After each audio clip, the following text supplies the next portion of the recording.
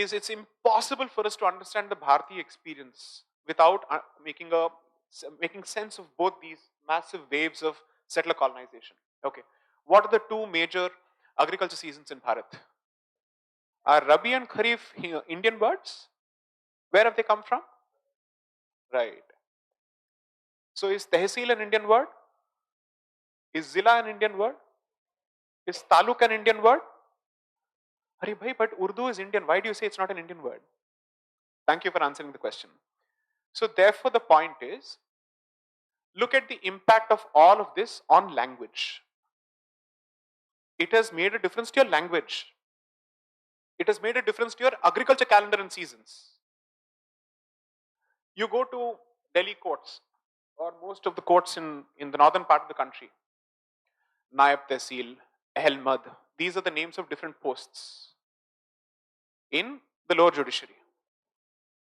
Now this is obviously coming from the Persianized Turkic Mughal experience, right?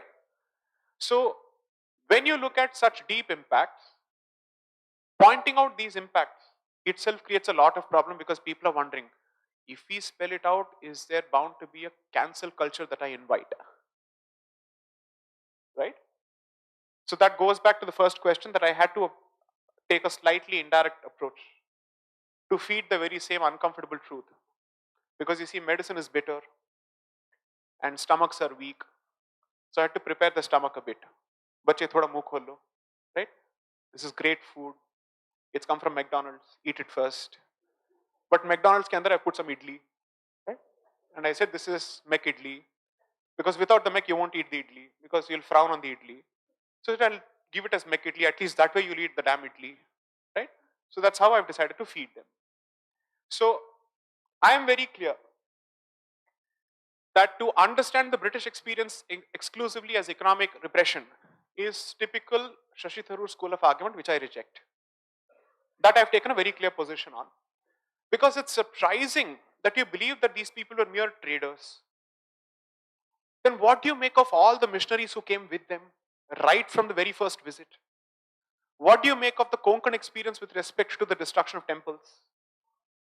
What do you make of the Mylapore temple?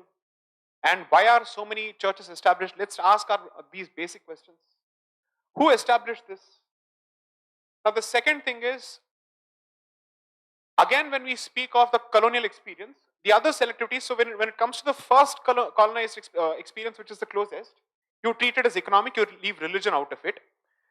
The worser aspect of your analysis is the experience preceding that is not even treated as colonization. It doesn't even figure in a discussion on colonization. That's even more blinkered and pixelated completely. It's completely airbrushed. Because whenever we think of the Mughals, we start thinking of Amitabh Bachchan's voice in Jodha Akbar, where he starts saying, Mughal yahan pe aaye, Bharat ko nawaza, yahan pe baith gaye, ye lutere nahi the. A settler colonizer is being given credit for not being an invader or a looter. Imagine the problem with that entire principle. Someone who decides to stay here, occupy your home, is treated as being better than someone who loots and runs away. You see the vikruti in this consciousness? So therefore I had to say, bhaiya, isme to itne sare partein lage hain, ek ek ko nikalna padega, I'll have to unpeel the onion gradually.